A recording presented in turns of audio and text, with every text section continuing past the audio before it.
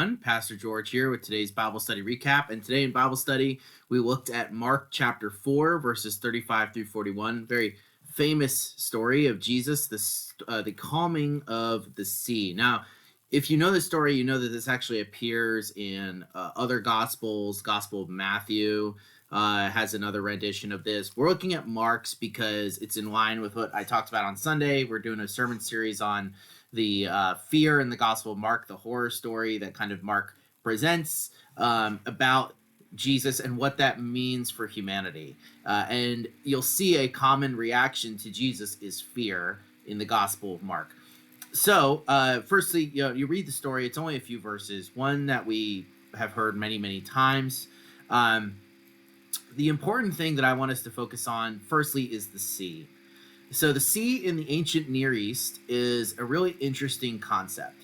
And it goes all the way back to Genesis 1, verse 2. So in that, you'll see that there's a formless void, right? Everything was, that's the darkness. And then it says that God's Spirit hovered over the waters of the deep. That's a usual English translation of that Hebrew, right? Or God's Spirit hovered over the waters. Sometimes you'll see that as well. And so the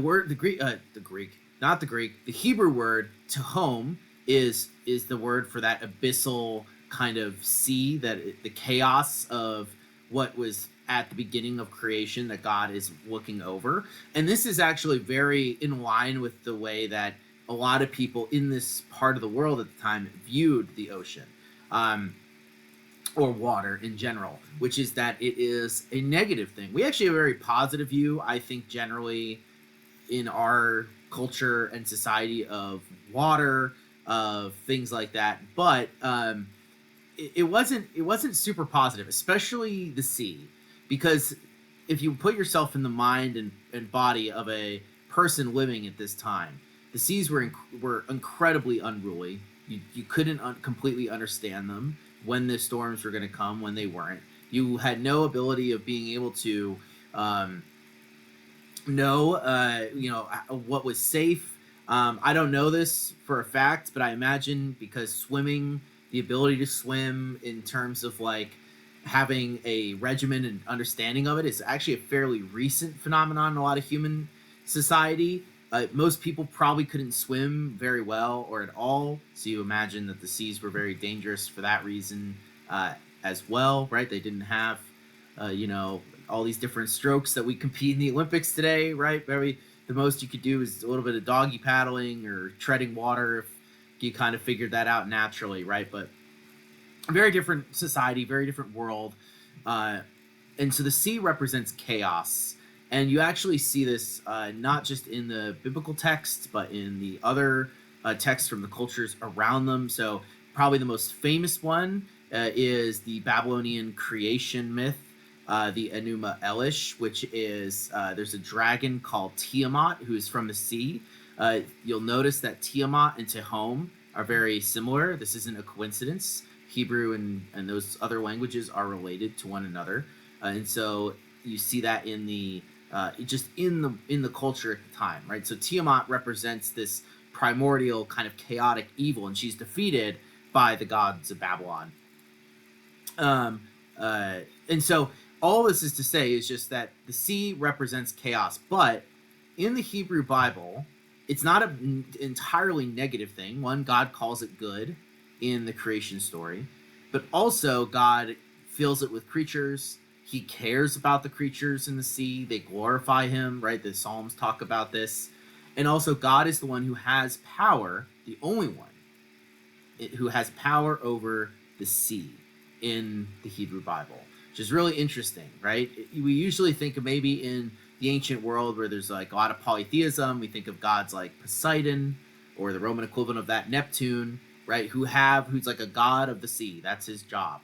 His job is to kind of rule over the seas, and you make sacrifices to him if you want to have a safe journey, if you're traveling on the sea, things like that, right? Well, in the Hebrew Bible, in Israelite thought, there's the God of Israel is the one who controls the seas. He's the one who has that power, and that's a really big deal. And And so you see this pop up all over the Bible. So you see it in Genesis, you see it in Jonah, right? There's another calming of the sea in Jonah after with that, right? And God does that. You see this in the Psalm 89, verse 9, if you want to look that up. You see this in the Red Sea in Exodus, right, where he splits the waters. And you ultimately also see this in Revelation, in the book of Revelation, when God is kind of remaking the cosmos in his judgment and shaping it into the new heaven and the new earth. You'll notice that John explicitly says there was no sea. And he says the sea represents this kind of this chaotic nature of the world. And for those of us who love the ocean, like myself, others, that might be a little sad thing to hear. I don't know if that's a permanent feature or if that is just a poetic or temporary feature of how John is describing the new reality we'll be in. But it's getting at this idea, right, of what the sea represents. So in this story, right, they get on a boat, they're on the Sea of Galilee, they're going to the Decapolis, which are these cities of some Jews, but mostly Gentiles, on the other side of the Sea of Galilee. And while they're there, the Sea of Galilee, from my understanding, I'm not a geologist or lakeologist or whatever you would call these people, but it's below sea level. It's pretty deep, and there's like hills around it, which makes strong gusts of wind and these kind of rolling storms very easily able to cause a lot of chaos on it. So anyway, they're sailing overnight, and they're gonna get to the other side. And while they're sailing, a massive storm hits, and the disciples are freaking out. Jesus is sleeping. This is a good reminder of Jesus's humanity, that he takes on flesh and is therefore bound by kind of our infirmities, right? We have to fall asleep. So he's tired. He's been teaching all day. He's asleep. They go down. They wake him up, and they say, "Do you not care about us?" Which is a crazy thing for them to say, right? Jesus has demonstrated his care for many people. So anyway, they wake him up. He goes up and he stills the storm. He says, "Peace, be still. Peace, be silent." Really, the interesting thing here is that this word for silent in Greek has both of an idea of making something silent, but also muzzling something. And so, you can translate it as be silent. That's a very normal way, but understand that it's like a forced silence type of thing. That's the importance of the muzzling thing, right? You put a muzzle on an animal or a dog or whatever if you want to keep it silent or keep its mouth from moving. So it shows like a power or a force over something. So Jesus does that, and he says, "Peace, be silent." Same thing he says to a demon earlier in the Gospel of Mark. So he has power over demons, which is pretty crazy, right? But what's so interesting is Jesus then says, "Why are you afraid? Don't you have faith in me? You should believe in me." That sort of type of thing, right? And notice what Mark says, and this is where he describes their fears, right? And you'll notice it's after Jesus has done this that they are filled with fear. So in verse 41, and this is the English Standard Version, it says, "And they were filled with great fear and said to one another, 'Who then is this that even the wind and the sea obey him?'" They're more afraid of Jesus after this like really scary thing has happened than they were during it, right? We would think like we're caught in a storm, perfect storm type of thing, right? Huge wave. I mean, this is probably an over exaggeration, but just to put in our minds, huge waves, right? Crashing over, they definitely weren't as big as the one in the perfect storm for sure. Probably not. Not that would have stopped Jesus, I guess, but you get what I'm saying. Just a visual, right? And we'd be freaking out about that. And then when it stopped, we'd probably be like, "Oh, hallelujah." But the disciples are actually more afraid of Jesus in this moment. And why is that? Well, they know, they might not, they actually don't completely know, but that scares them because there's only one person who has control over the sea in their mind and in the Bible, and that's God. And so Jesus is very unique, right? They might have been following him around. They believe he's the Messiah. There's things like that, right? They might have all of these ideas, but they didn't or don't really get it completely. they're afraid of him. And the reason they are is because this is insane power to them. There have been other people in the Hebrew Bible who can heal, right? Elijah can do that.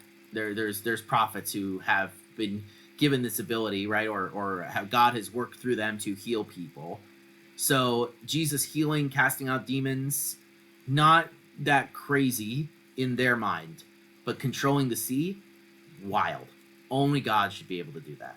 So they're freaking out about this. And I think that this, again, helps us center on kind of my whole point of my fear series with the Gospel of Mark is that the word for today, if you want to think about it, is anthropocentrism. And this is the idea that anthropo, that's the Greek word for human being, centrism, Latin word for center. So like human-centeredness is this idea that we often place humanity at the center of everything, whether that's in the way that we feel about animals or the world or the universe, right? We naturally kind of place ourselves and our own experiences at the center.